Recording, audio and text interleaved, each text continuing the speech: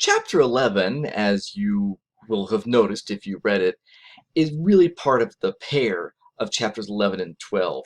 But I'm breaking those chapters into weeks 3 and weeks 4 because chapter 11, the chapter I'm going to touch on a little bit here, is some very getting yourself started stuff on a speech, whereas chapter 12 is much more about, okay, let's start putting your speech together. And so I'm going to save that for week 4 because here in week 3, I want you to start moving into what do I need to be doing for my speech. All right. So I want to begin by thinking about, or having a discussion really, about why public speaking. Why do you have to learn that skill? And I want you to think about the times when you will be called upon in your life or when people in their lives and their careers give speeches, right? So speeches are given at ceremonies. Those ceremonies can be graduations, they can be weddings, they can be funerals, but those are all ceremonies, right, where people are called upon to speak. In political contests, right, so somebody's running for office, that is a time when people give speeches, right, for better or for worse sometimes, right, that's they're giving speeches. In courtrooms, so lawyers are giving speeches, but if you are in small claims court, you have to represent yourself. And that's also time when you have to stand up and speak publicly to make a case and lay out your claims, right? In legislatures, so people elected to office, working legislatures, they have to give speeches. And also sometimes people go before legislatures to speak. There are a number of graduate programs actually, social work is just one of those, in which they focus on teaching you how would you also advocate within the government to the legislature for a cause, right? So again, speaking to the legislature, giving testimony is something that people do. Right? In meetings, we may not think, sometimes we give formal presentations in meetings, we have to do that, but other times we have to speak up publicly, make a case, make a point, and so forth. So that is a sort of public speaking. You are speaking in public. It's a real thing, right? In classes like this, other classes where you have to give presentations, you're gonna need to learn to know how to give a speech, right? In many religions, there's there is often a sermon or a homily or a message or right something that is delivered. And of course, in some faith traditions, the individuals within the group, not the leader, take turns at individual meetings or periodically or however, standing up to speak, right? To speak, to share an experience, right? That's true and different faith backgrounds and traditions. And also think about sales pitches. A sales pitch, whether that is you going in because you're a pharmaceutical rep and trying to present this to the physician. It may not be, the physician sits there and you pull out a chart or something, but you're having to have a little sort of speech, a little shtick really sort of put together to do, right? So sales pitches. These are all times when you're going to use the skills of public speaking. As we're moving into talking about public speaking, I want to consider for a moment how speaking differs from public speaking. And I say that because sometimes people don't want to prepare for their speeches, and they say, I mean, that in this class, but also other places, they say, well, just get up there and talk. Well, just talking is speaking, but public speaking is something else because there's a different expectation, right? In speaking versus in public speaking, you have a conversational partner. Right. In speaking, there's the other person, and they're going to be doing part of the work. They're going to carry sort of part of the load, if you will. Right? It's all sort of spontaneous for the most part. Maybe there's something you wanted to mention or talk about or bring up, but it's accepted if it's very spontaneous, right? We go with the flow. Whether you raise a certain point or mention something or don't, or something comes up you hadn't thought of in response to the other person. I mean, that's you just go with the flow. It's a conversation, right? It's all very collaborative, right? You say something, they say something, it reminds you of something, they ask a question, it's a nice little back and forth. That's really sort of speaking. Public speaking has an audience, right? Generally, I mean, I just talked about different ways of speaking that don't always look like that. But generally speaking, yeah, public speaking, there's an audience. Somebody is expecting to receive a message from you. And even that physician, if you're a pharmaceutical rep, is expecting to hear a message. You're not necessarily pals hanging out, right? So they are an audience. They're there to hear the message that you have. They're expecting preparation, right? When you go for public speaking, the difference between public speaking and speaking is preparation. I don't usually go into a conversation with my notes. Here's the 4 things in the order I want to go over, the supporting materials I want to reference. Yeah, I'm not doing that. But when I give a presentation, you're darn right I do, right? You're preparing, right? Organized. Again, there's that go with the flow nature of speaking, but in public speaking, you need to be organized. What are you going to talk about and when, and not, oh, wait, I forgot to tell you something. That sort of thing is fine in like speaking and conversation, but in public speaking, you're going to look like a mess, right? I mean, I don't mean to be critical. What I'm saying is that you want to be organized, right? And there are expectations. Right. When we go into a conversation, people don't really have much of a way of expectations, generally speaking, for how you're going to do, right? But when you are presenting to people in some way, they're expecting, again, a sense of professionalism, of forethought. There's more in the way of expectations. That's part of the call and the challenge of public speaking. So we're going to talk about communication apprehension, because by some surveys, the surveys don't always exactly say this, but the point is that people fear public speaking more than they fear death, which is sort of true from some of those surveys. As Jerry Seinfeld once said, people are more afraid to be giving a speech in front of the box, right, at a funeral, right, than to be in it, right, to be in front of the casket than to be in it. So we're going to talk about communication apprehension just because it's a public speaking class, and for many of you that may be something on your mind is, oh my gosh, I have to give a speech, and I want you to, at the very least, be okay with that feeling and not let that feeling itself upset you so as much, right? So fallacies of speech apprehension, right? What are the reasons that we become anxious about giving a speech? Well, the first is the fallacy of overgeneralization. It may be that you once had to make a presentation or give a speech and it didn't go well. Yeah, I'm sorry, it happens. I have a certain amount of experience in theater. Things have happened. I mean, there was a time when I had to eat a lot of the deviled eggs as part of my character to talk and eat deviled eggs, and the night I started choking.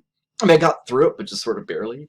The time I was in an amphitheater and it had crushed gravel as the base, and I had to hop off this thing. When I did, my shoes are very slick, and I went down and caught my palms with little rocks embedded in my palms. I had to break out before the next scene. But you know what? You got to go back out again. If you've had a bad experience and you never go back to it, you have given that experience total power over you. You never have a chance to overcome it and to prove just to yourself, who is the most important person here, just to yourself, that you're capable. Don't give that one bad experience that much power. There's a fallacy of approval, the idea that if you give a really good speech, I mean, if you really knock our socks off, we're now going to like you. I got news for you. If you give a good speech, people are going to say you gave a good speech. They'll be glad you gave a good speech because we want to hear a good one. But, whether or not people like you is not based upon how well you give a speech. We get caught up in that. I get caught up in that. But really, how much people like us is not dependent upon how good of a speaker we are. It's a lot of other things that go into it. So don't go into it thinking this is how you get people to like you as a human.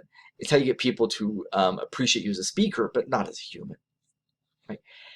The fallacy of catastrophic failure. This is the idea, or this is the fallacy that you go around thinking about, concentrating on everything that could go wrong. Listen, there's a lot of things that can go wrong. And sadly, yes, a lot of things do and will go wrong. But if you put all your time and energy into that, you're killing yourself. You're setting yourself up for failure in a certain way. So don't think about everything being the worst case scenario, because really that pretty much doesn't happen. I've had students in live classes before give speeches, hands trembling and voice quivering. But they were afraid, but they got through it. The speech was fine. They were nervous, but they got through it and they were fine. And the rest of the class were glad for them, right? So don't set yourself by just thinking, set yourself up for failure, really, by thinking about all the things that can go wrong. Right? And the last is the fallacy of perfection. The idea that unless the speech is perfect, it's a failure. There's not a perfect speech. You should watch the news sometime. Well, I mean, it's depressing as all get out, but, watch the news. Watch national news. You will see people, that news anchors, trip on a word. It happens regularly. They just correct themselves and they move on. We are human. It's going to happen. So perfect isn't possible. That's okay. We're doing our best, and people embrace that when we show we've prepared and organized, we're sincere about it. So some things to remember about communication apprehension. It is completely normal, okay? Completely normal. I was once a tour guide, because why wouldn't I be, right? I think I have that personality. I was once a tour guide, and this is actually after I'd already been teaching public speaking for a couple of years. And the director of tours asked me, she said, "So do you get nervous before your tours?" I said, "Oh yeah, every time before I give a tour I get nervous." And she said, "Me too. I was just wondering, I mean, because you taught public speaking." And she said, I'm the tour director and I still get nervous before a tour." And I said, "Well, what we talk about in public speaking, it's really normal. It's actually sort of good. It means that you care, you're bringing excitement to it. It's good. It's normal. So don't feel bad about being nervous. It's okay. Know that that's part of it. You should sort of be nervous. It's a little bit like what my mother said to me before I got married, and she said, "Nobody in their right mind doesn't go down the aisle thinking, 'Wait, is this right?'" Like, and we're just going, "Oh my gosh, I'm nervous." Yeah, well, you should be. It's a big deal, right? Yeah. Uh, your nervousness, your apprehension is rarely noticeable. There are some extreme cases where I see somebody's hands shaking or hear their voice quivering, but most of the time you're really nervous, but you don't look it. I mean, seriously, 98% of the time people are nervous and they don't show it.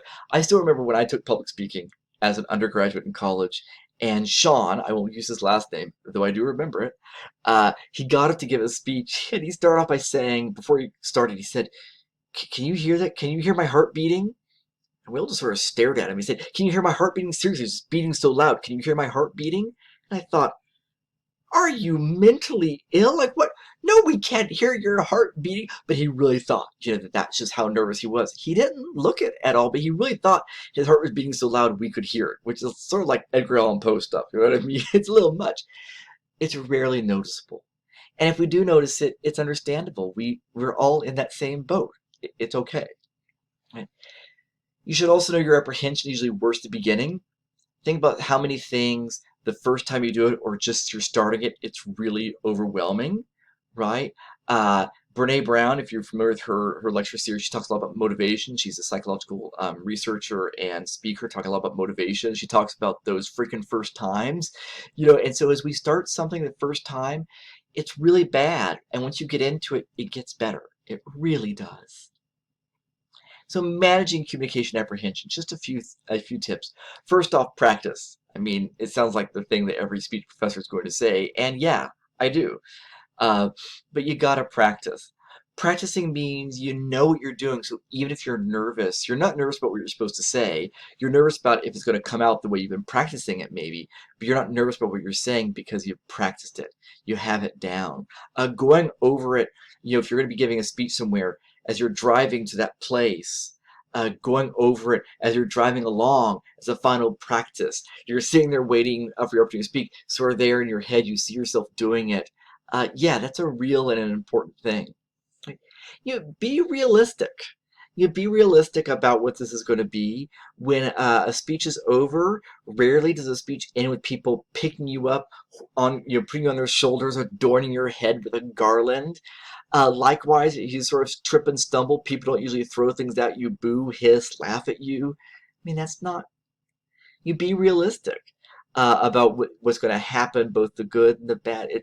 You're going to do your best, and people are going to take it for that. They'll appreciate a really well done speech, but it's just be realistic of what's going to happen in this experience. Right?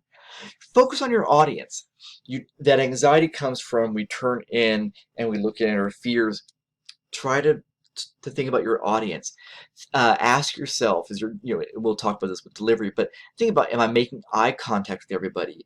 Is that clear? I wonder if I need another example. But focus on your audience. Think about them and less about yourself. Breathe.